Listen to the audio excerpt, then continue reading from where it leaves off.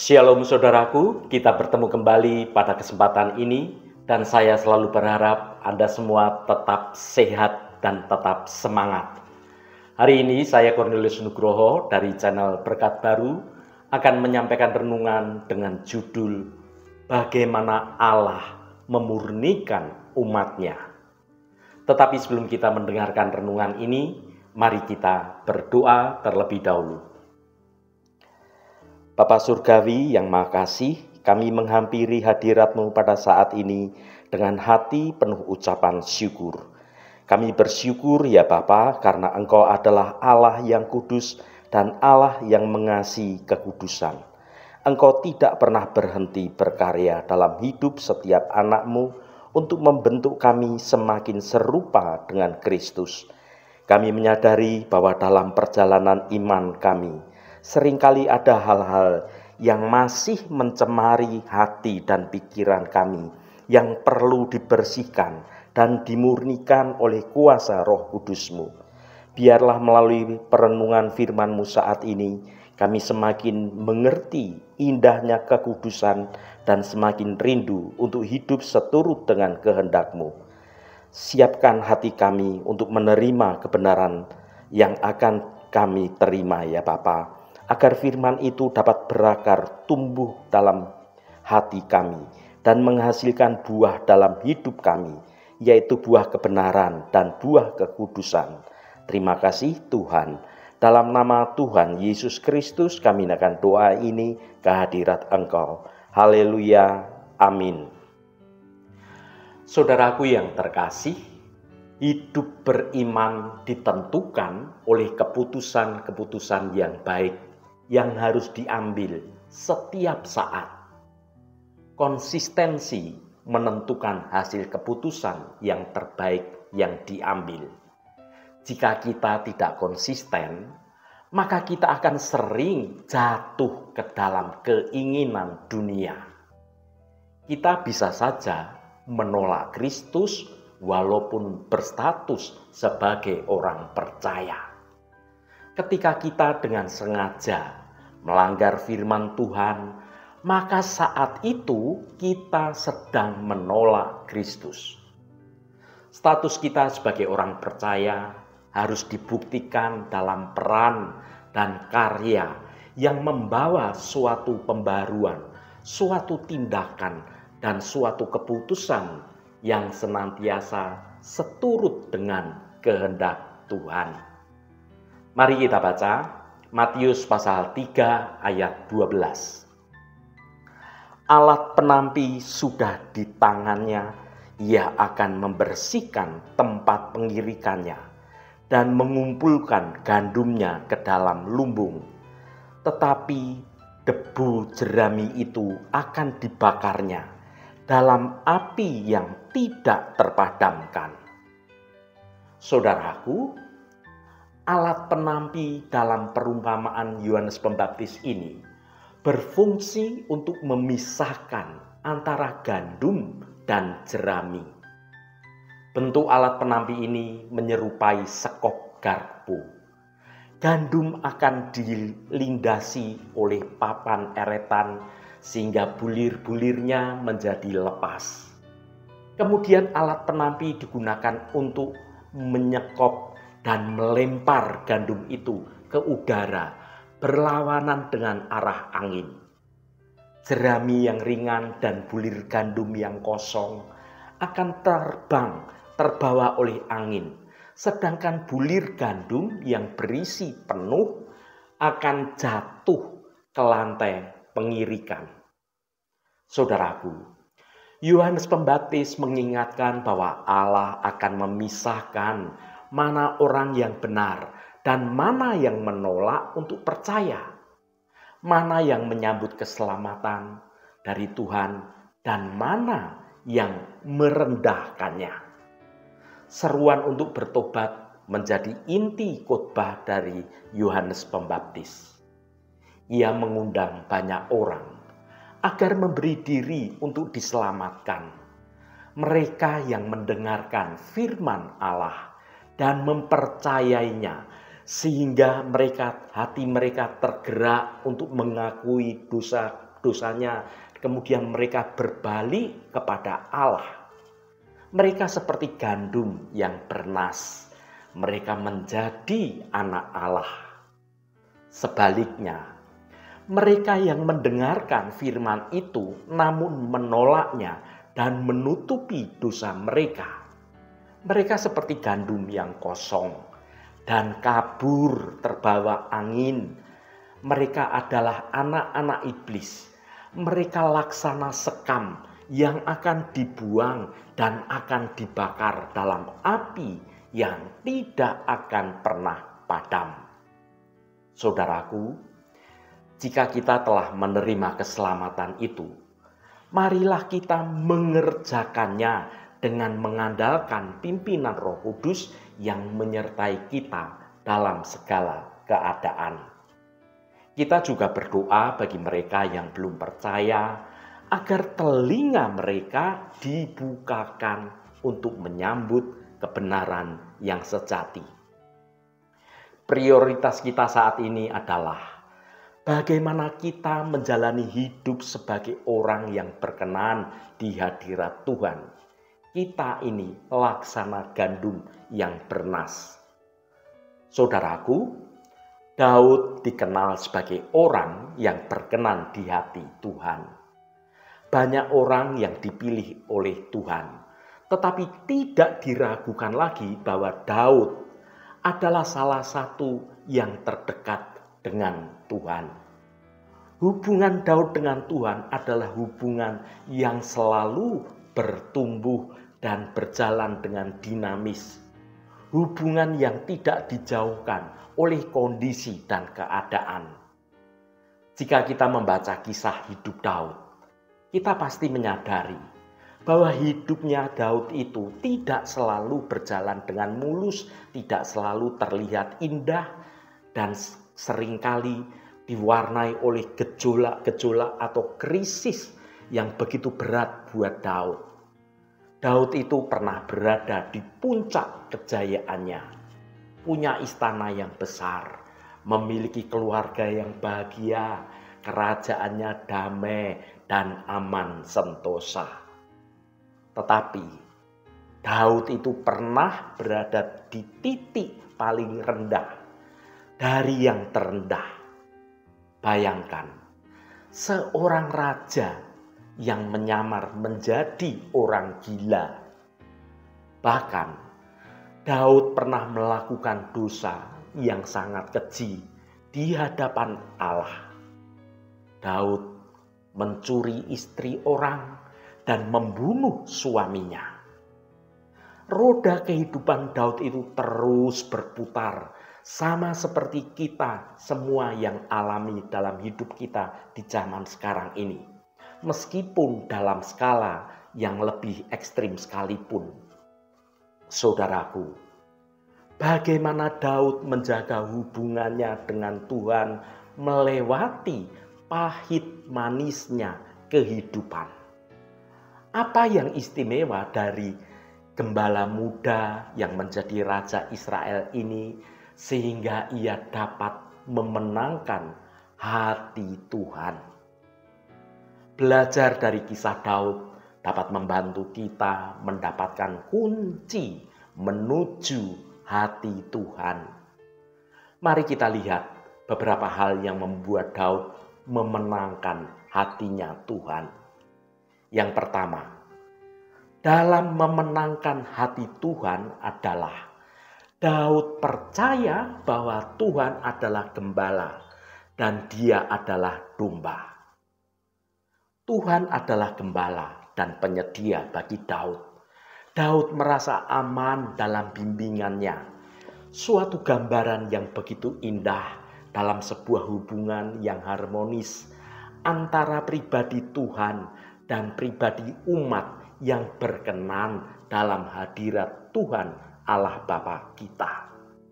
Saudaraku, apa artinya jika kita sungguh-sungguh mempercayai Tuhan seperti Daud mempercayainya? Seekor domba itu tidak perlu khawatir sesuatu apapun selama dia memiliki gembala yang baik. Dia domba akan mengandalkan sepenuhnya pada gembalanya untuk menjaga keselamatannya dan memenuhi segala kebutuhannya. Daud juga tahu bahwa gembalanya tidak akan mencelakainya. Dengan tekun akan menjaga hidupnya dan dengan setia akan merawat Daud sebagai dombanya. Daud itu mempercayai Tuhan dengan sepenuh hati dan mengenal betul suara Tuhan sebagai gembalanya. Yang kedua, dalam memenangkan hati Tuhan adalah Daud mengejar hubungan yang intim dengan Tuhan. Saudaraku, Tuhan itu selalu merindukan kita senantiasa mendekat dan mengandalkan Tuhan dalam setiap aspek kehidupan kita. Datanglah dan mendekatlah selalu pada hadirat Tuhan. Biarlah kita punya kerinduan yang begitu mendalam, bagaikan tanah kering yang merindukan air. Dalam keadaan yang senang maupun keadaan yang susah, Daud tidak melupakan Tuhan dan Daud selalu mengejar Tuhan. Syukurlah, kasih karunia Tuhan itu tidak pernah habis bagi kita. Kita kapan saja dapat kembali kepada Tuhan dan kita dapat belajar untuk menjadi kekasih yang lebih baik lagi. Dari hari ke hari, dari waktu ke waktu, kita dapat menjalin hubungan yang intim dengan Tuhan Allah Bapa kita. Mari kita baca Mazmur pasal 63 ayat 2. Ya Allah, Engkaulah Allahku, aku mencari Engkau, jiwaku haus kepadamu. Tubuhku rindu kepadamu. Seperti tanah yang kering dan tandus, tiada berair. Saudaraku, bacaan ayat ini menggambarkan betapa rindunya Daud untuk senantiasa dekat dengan Tuhan. Seperti tanah kering yang tandus, yang merindukan akan datangnya air. Pernahkah kita melihat sepasang kekasih yang sedang kasmaran? Keduanya saling merindukan keberadaan satu dengan keberadaan yang lainnya. Ada tawa, ada pertengkaran, ada kebahagiaan, ada masalah.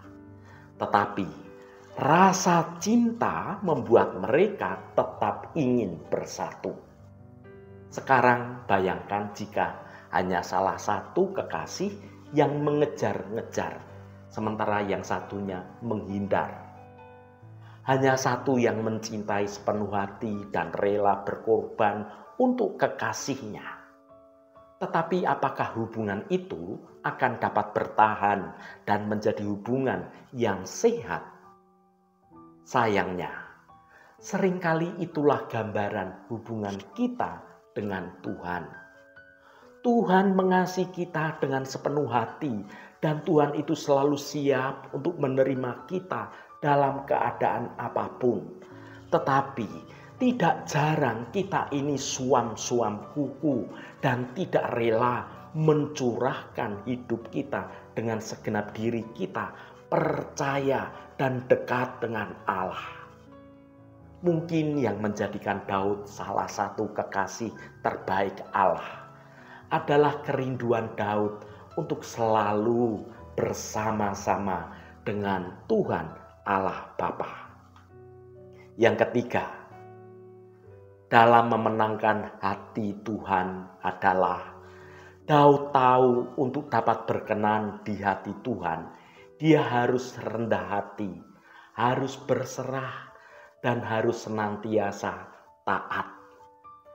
Jika kita ingin menjadi orang yang berkenan di hati Tuhan, kita harus terus belajar untuk rendah hati, belajar untuk terus berserah, dan belajar untuk terus taat seperti Daud. Setinggi atau serendah apapun posisi kita saat ini, Sebaik atau seburuk apapun keadaan kita sekarang ini, tetaplah rendah hati dan turut akan kehendak Tuhan. Mari kita baca Mazmur pasal 34 ayat 18. Tuhan itu dekat kepada orang-orang yang patah hati, dan Ia menyelamatkan orang-orang yang remuk jiwanya. Saudaraku, apakah itu kalimat yang lazim yang diucapkan oleh seorang pemimpin dan panglima perang? Apalagi diucapkan oleh seorang raja dari salah satu kerajaan yang besar di zaman itu, kerajaan terkuat di bumi pada saat itu. Rendah hati, berserah, dan taat bukanlah karakteristik yang umum dimiliki oleh seorang pemimpin-pemimpin yang besar. Tetapi perjalanan hidup Daud mengajarkannya untuk rendah hati, untuk berserah, dan untuk taat sepenuhnya pada Tuhan. Karakter-karakter itulah yang membuat Tuhan dapat membentuk Daud seturut dengan kehendaknya. Itulah yang membedakan Daud. Daud mempunyai hati yang takut, yang taat akan Tuhan. Sebagai penutup renungan hari ini, saya mau sampaikan kepada saudara, jadilah gandum yang bernas, karena sekam akan dibakarnya dalam api yang tidak akan pernah padam. Percayalah pada Tuhan, karena Tuhan adalah gembala yang baik.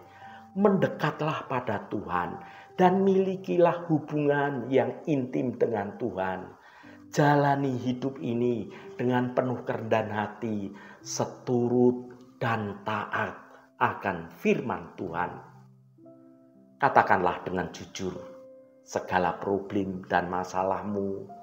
Tuhan menghargai kejujuranmu dalam setiap doa-doamu. Dan senantiasalah mengucap syukur atas segala kebaikan Tuhan. Karena Tuhan merancangkan masa depan dengan penuh kemenangan. Haleluya, Tuhan memberkati kita semua. Mari kita tutup renungan ini dengan berdoa. Allah Bapa yang kami puji dan kami sembah dalam nama Tuhan Yesus Kristus, terima kasih atas firman-Mu yang sudah kami dengar pada kesempatan ini. Bapa, terima kasih Engkau adalah gembala kami yang baik, dan kami sebagai domba akan senantiasa menurut kemanapun Engkau membawa kami. Sungguh kami rindu memiliki hubungan yang dekat dengan Engkau. Biarlah dalam segala situasi dan dalam segala kondisi, senantiasa kami tetap rendah hati, seturut dan taat akan kebenaran firman-Mu. Dalam segala kesesakan dan dalam segala tekanan hidup yang ada, kami akan berkata dengan jujur dalam setiap doa-doa kami. Dan apapun kondisinya, kami tetap akan mengucap syukur atas segala kebaikan-Mu dalam hidup kami. Terima kasih Tuhan, Roh Kudus yang akan menolong kami untuk kami sungguh-sungguh mau mendengar kehendak-Mu dalam hidup kami. Terima kasih Tuhan untuk firman-Mu yang sudah meneguhkan iman percaya kami kepada kehendak-Mu. Kami mau seturut akan kehendak-Mu. Tuhan, berkatilah kami di sepanjang hari ini, dalam segala tugas dan aktivitas kami, dalam studi dan pekerjaan kami, dalam pelayanan kami, dalam usaha kami, dan dalam segala hal.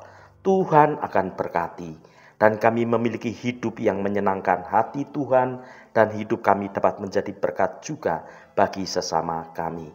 Tuhan, secara khusus kami berdoa untuk saudara-saudara kami dimanapun berada, yang saat ini sedang menderita sakit atau sedang mengalami pergumulan dalam hidupnya. Kami mohon jamahan-Mu agar kuasa penyembuhan boleh terjadi pada saudara-saudara kami yang sedang sakit. Jamahan dan lawatan Engkau juga terjadi pada saudara-saudara kami yang sedang dalam pergumulan. Engkau bukakan jalan keluar bagi mereka, agar hidup mereka boleh menikmati berkat-berkat kemurahan-Mu. Berkati mereka yang hari ini berulang tahun Tuhan. Engkau tambahkan 1 tahun lagi. Terima kasih buat anugerah-Mu, umur panjang di tangan kanan dan kekayaan serta hormat di tangan kiri. Berkat Tuhan mengalir bagi setiap mereka yang hari ini berulang tahun. Terima kasih Tuhan. Segala hormat, pujian, dan ucapan syukur hanya bagi nama-Mu Allah yang kudus. Saudaraku, mari kita berdoa. Bapa kami. Bapa kami yang di surga, dikuduskanlah nama-Mu, datanglah kerajaan-Mu, jadilah kehendak-Mu, di bumi seperti di surga. Berikanlah kami pada hari ini makanan kami yang secukupnya, dan ampunilah kami akan kesalahan kami, seperti kami juga mengampuni orang yang bersalah kepada kami. Dan janganlah membawa kami ke dalam pencobaan, tetapi lepaskanlah kami daripada yang jahat. Karena Engkaulah yang empunya kerajaan dan kuasa dan kemuliaan sampai selama-lamanya. Saudaraku, bukalah hatimu dan tengadahkan tanganmu. Terimalah berkat Tuhan. Tuhan memberkati engkau dan melindungi engkau. Tuhan menyinari engkau dengan wajah-Nya dan memberikan kasih karunia. Tuhan menghadapkan wajah-Nya kepadamu dan memberikan damai sejahtera. Berkat anugerah dari Bapa Surgawi, cinta kasih karunia dari Tuhan Yesus Kristus, dalam persekutuan dan penghiburan Roh Kudus, menyertai kita semua sekarang ini dan sampai selama-lamanya. Dalam berkat Tuhan Yesus Kristus, haleluya, amin. Puji Tuhan, saudaraku semua, saya percaya firman Tuhan hari ini sudah menuntun hidup kita semua untuk hidup dalam kebenaran Tuhan. Roh Kudus senantiasa menolongmu dan menuntunmu untuk dapat hidup di jalan Tuhan. Saudaraku, saya sangat senang sekali dan berterima kasih jika Anda berkenan memberikan komentar pada konten video ini. Dan bagikan renungan ini pada teman dan sahabat Anda, agar mereka diberkati juga melalui renungan ini. Terima kasih saudaraku, sampai bertemu kembali. Shalom, Tuhan memberkati.